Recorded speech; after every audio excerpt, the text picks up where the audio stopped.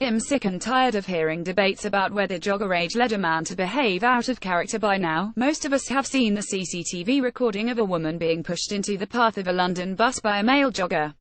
The incident happened 2 months ago, but video of the Putney Bridge attacker has only been released now in an effort to find him. He's little more than a blur in the footage, described by witnesses as a white man in his mid-30s with short brown hair, and he appears to deviate from his path in a concerted effort to attack the woman. In other words, he's not in his way and he doesn't elbow her to the side with unfortunate effect, but rather he sees her ahead and swerves toward her in order to give her a proper two-handed shove into the busy adjacent road. There was immediate media interest in the case.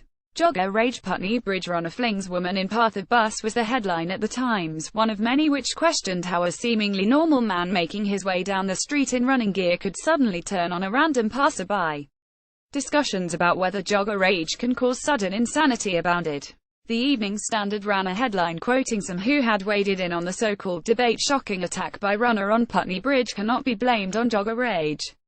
Twitter was awash with ruminations about how far jogger rage can go, whether it's the affliction of our times, whether people have been suffering in silence from a strange and terrible urge to kill or maim strangers once they pass the 5 kilometers mark on the morning jog. My personal breaking point came when I tuned into BBC Radio 4's Today programme on Wednesday morning and I heard one of the main discussions centering around the female victim's ordeal, who, lest we forget, could have died if the bus driver hadn't swerved at the last minute away from her head hitting the road in front of him, and what could possibly have driven the male attacker to do it. Jogger rage was once again on the agenda, with guests invited to talk about angry joggers they'd come across and whether that particular activity encouraged such behavior. The general consensus was that everyone's come across an aggressive jogger or two in their time. Not all joggers, of course, someone cut in, predictably. Important as that discussion about an exercise-related condition we'd never previously acknowledged or heard of is, I couldn't help but wonder whether what is it about jogging that caused this poor man to act, presumably, completely out of character might be the wrong question. Perhaps it might be more pertinent to ask what is it about society that means we often hear of men randomly trying to push women to their deaths. Remember the last time CCTV footage of a man attacking a female stranger in a public place went viral in 2016. A man on the Berlin subway was filmed following a woman partway down a corridor before kicking her down a staircase. The unprovoked attack left the victim with a broken arm. The group of men who watched the incident stopped briefly and then walked away, leaving her lying face down and injured at the bottom of the stairs.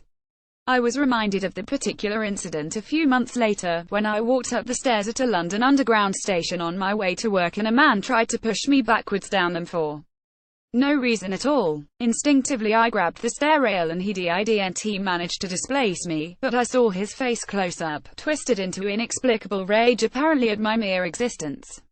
Of course we never mean all joggers when we say joggers, and not all men has become the tiresome cry of many an angry male reader whenever any female journalist tries to bring up sexism.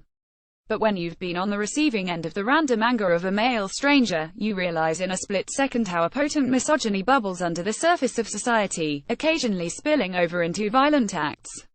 Of course, most of us aren't misogynists and most of us will be left scratching our heads about what on earth might have caused a man to do something so severe on his morning jog that it could reasonably have led to a female stranger's death. But it's irresponsible to ignore the obvious answer when we are becoming culturally more tolerant and more protective of sexism. When a Google engineer sends round a memo suggesting we should be able to debate whether women are biologically hardwired to do their jobs less well, and then complains about his freedom of speech when he's fired for inappropriate behavior in the workplace, when Donald Trump, leader of the free world, says of female journalists in an Esquire interview that it doesn't really matter what they write as long as you've got a young and beautiful piece of ass, and remarks you're a disgusting when a woman in the workplace excuses herself to breastfeed. It's a long time since a leader in the West pronounced such vocal disrespect for women, and it's ridiculous to deny that such words don't have consequences in wider society. There are debates and there are prejudices. There isn't a debate to be had about whether women, or black people, or gay people, or any other traditionally marginalized group, are biologically hardwired to be less clever or less skilled at their jobs. There isn't a debate to be had about whether breasts should be reserved for pleasing men rather than feeding babies.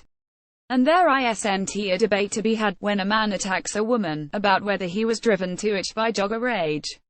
In order to change society for the better, we have to sanction the right debates and ask the right questions. Is this the beginning of a jogger rage epidemic is the wrong question. So let's turn our attention to her better one. More about jogger rage, sexism, feminism, reuse content. We use cookies to enhance your visit to our site and to bring you advertisements that might interest you. Read our privacy and cookie policies to find out more.